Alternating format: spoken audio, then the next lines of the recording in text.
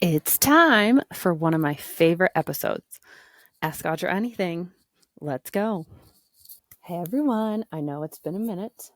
Good morning, afternoon, whenever you're listening to all my butthole breathers. I know it's been a minute since I've done one of these, and we've had some questions rolling in. And I was like, this is the perfect week to do one. So if you're watching on YouTube, you may be like, where are you? I am in one of my absolute favorite places, Sedona. So if you want to hop on YouTube real quick, I'm going to just give you a little tour on my balcony of my view. And it is oops, look at those red rocks in here. We're going to go around. Now, oh, you can't see. Let's not drop my computer. Look at that. Pictures just don't do it justice. If you've never been to Sedona before, I highly recommend it. It's one of the places I kind of run to heal and kind of recharge my little battery, because I just hike. I'm outside. I do work because I just get super creative. When you relax and calm down your nervous system, you have the ideas flow, right? And then they have a spa here. So little plug, I'm not getting anything, although if they hear me, hey, I'm always open to it. It's the Enchantment Resort in Sedona, and Miamo is the spa. So if you're interested, I highly recommend it. Happy to answer any questions at Dr. Audra on Instagram or on the TikTok. So let's get us started. One of the first questions, I guess we'll just do this, is I know you travel a lot, both for work, because you have people fly you everywhere. See that bee right there? Queen energy, right? You have people fly you from work for work, consultations all over the world. And you and your husband like to travel. Personally, I see on Instagram. Where has been your favorite place you've gone? That's so hard, because I just love experiencing new cultures, new ways. We love to hike and be outdoors and experience that. And each trip's a little different. It kind of depends what you want. I don't know if I can pick a favorite. I like them all. Some of my top favorites, I guess I would say. We went to Chile last Christmas, and that was incredible. Hiking outdoors, adventure. I loved Italy. We're super big winos. I love the Greek islands. But I also love just going down to the beach, like Orange Beach. And the beaches are beautiful down in that panhandle of Florida. It's easy to get to. It's a quick flight or a quick drive. And it's just like you're in the States. So there are so many others. But for today, the sake of this moment, we're just going to say that. And then there's a part B to that question. It said, where do you want to go? One of my dreams that's high on my list right now is to do safari in Africa.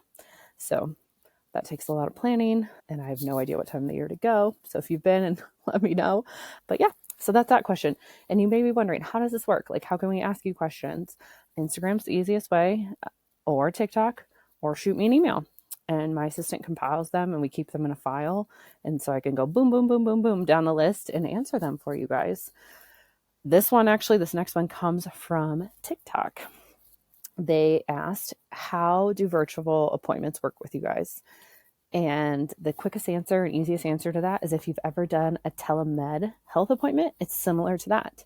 So we get on the phone with you. You're with the doctor one-on-one. We can have fun. We can joke. We really want to hear what is going on and the details behind that, what's going on in your life. And we are going to ask more in-depth questions with, the questionnaire you already will fill out. And from there, we are going to have you do movements such as range of motion. And we're going to watch you from the screen and then put together a little game plan for you. So this could be exercises. This could be breathing. This could be activations. This could be even some soft tissue for yourself. One time I was working with a professional athlete virtually, and I said, go get a butter knife. And they're looking at me like, what are you talking about? Go get a butter knife. So they go get a butter knife, and I taught them what exactly I wanted them to do soft tissue wise, because we were just virtual. And, we prescribe the frequency of that, all those things. It's wonderful. And you can just do it from your cell phone, right? So that's how they work. You can schedule online. We'll drop the link in the show notes for virtual appointments. If you have any questions, please don't hesitate to reach out. Okay, so now I need to look the other file about the next question. What can you do to help with pelvic floor dysfunction? There's a part B to that. And the other part B is like not being able to hold in your pee and farts. Yes, there's so much we can do, and there's so many things connected to the pelvic floor, which if you've been binging the podcast, you have seen me talk about that a lot. If you're on my pep talk emails, if you're not, you should be. They're so fun. They're so easy. It's just free knowledge, free stories, celebrity level health secrets every week. We'll drop the link in the show notes. I go into this a little deeper. Last year I did a pelvic floor course where it was live with me online, which is so fun. So if you want me to do that again, message me. But there are so many different layers to this of what is going on. And let me just say, we need to kibosh the Kegels. They are not the answer. I'm so sick of hearing that. You should not be squeeze. More tension. We already walk around like slinky, like tightened up, like all the time. So tense. It is really hard for most people to actually fully relax. They might think they're relaxed. And I mean, I learn this here every time I come, or anytime I set myself in a situation where I'm not working and forcing myself to relax. It takes me multiple days. Actually, that's a good question. How many days does it take you to relax? Comment in the show notes, shoot me a message. I'm really curious on that. I might talk about that in my stories, and just want to do like my own little case study. So pelvic floor, we are most likely learning how to actually relax the pelvic floor and activate it correctly. And that doesn't mean squeezing. And I know this is a little hard to wrap your mind around, but what we figure out first is most of us can't even get our brain connected to our pelvic floor. And we see that in other parts of the body. We have just shut off kind of like what's going on. And this is why you may not be able to control your farts, may not be able to hold your pee. And I mean, can we just take a minute? Like, farts are so funny. I was sitting around the pool reading yesterday, and I mean, there were people just ripping them. And I mean, I had to put my book over my face. Farts. I mean, here's the thing, people, everyone farts. And what was funny around here is I think this is such a relaxing place. This is your intention is to actually relax. That's the purpose. But people actually, and they were getting treatments and whatever, reading books, and they're in this. And that's why I feel like people fart more around here. It's just like their insides are going into parasympathetic and everything's releasing. Like they've had this trapped gas that's giving them stomach pains and everything. And they haven't been able to go poop or anything correctly. And it's just like, finally, when you do relax your nervous system, you're able to do that. So that was like a bonus answer. But yeah, step one is learning to breathe and breathe in your butthole. That is step one. And we can link the episodes in the show notes that like where I take you through some of this. You can also get the free Breathe Out Attention series, which there's 3 different ones, and they go straight to there'll be the link in the show notes, and you'll get the audios of me in your ear. So there's multiple ways, and I do this in different settings, from that to the podcast that you can get it for free and practice. And then you just slowly implement that. And then we can go from there. But whether you're doing it virtually, whether you're doing it with the free stuff I just talked about, or you're in the office, that is step one. We don't need to get to the fancy stuff if we can't even do the basic stuff. So I truly believe a lot of times we as doctors and professionals, coaches, health, trainers, whatever, overcomplicate things and think that like the more complicated, the better. And actually, I found in my practice over all the years and thousands of patients, the more simple we can make it and target the most important thing, the better. We'll do one more. Headaches. How many of you struggle with headaches? This was messaged to me on Instagram a couple weeks ago, and they asked, I suffer from headaches throughout the week. What is something I can do? And I need to do some more reels and talk about headaches a little bit more. They are a little, there's so many different reasons for them. So we'll just give you a few and start there because I don't want to overwhelm you, right? Keep it simple.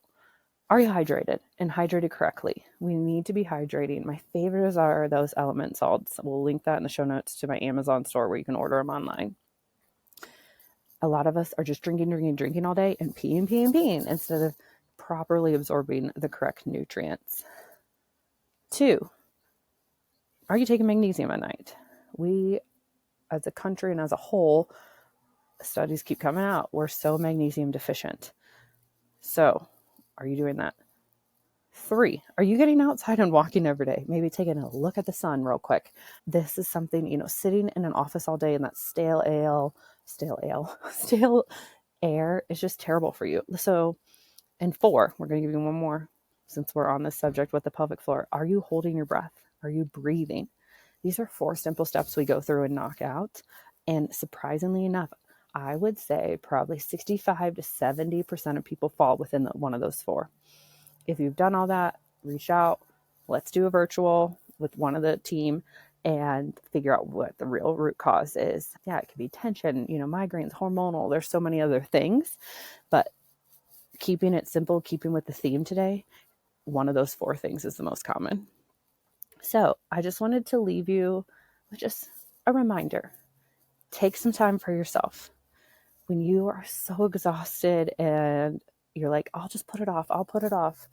Don't, because this is a reminder for myself too. You cannot fully pour from an empty cup. You have to fill your cup up first. It isn't do everything first and then fill your cup up. That's how I've worked for the past 11 years of give. And then, okay, when I accomplish all that, I can do something for myself.